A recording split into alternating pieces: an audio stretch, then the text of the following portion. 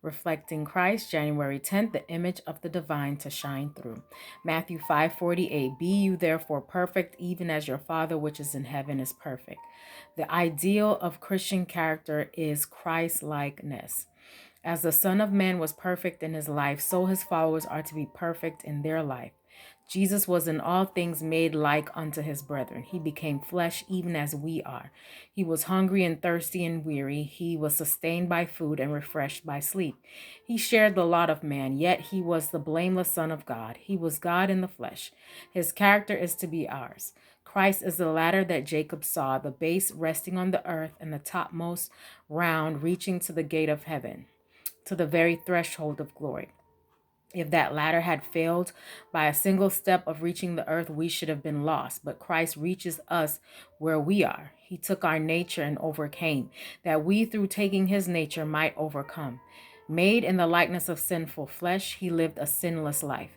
Now by his divinity, he lays hold upon the throne of heaven, while by his humanity, he reaches us. He bids us by faith in him attain to the glory of the character of God. Therefore are we to be perfect, even as our Father which is in heaven is perfect.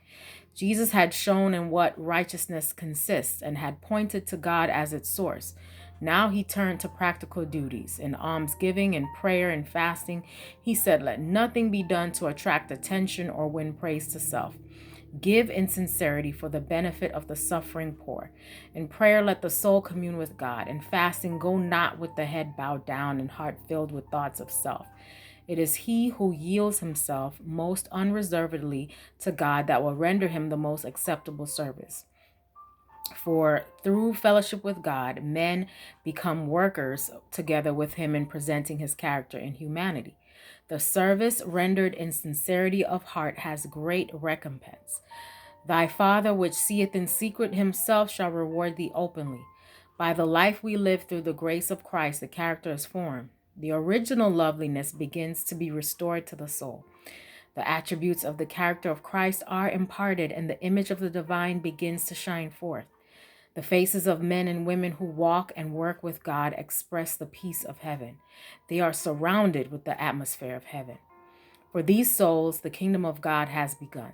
They have Christ's joy, the joy of being a blessing to humanity. They have the honor of being accepted for the Master's use. They are trusted to do his work in his name. Hope you have a great day today. Reflect Christ.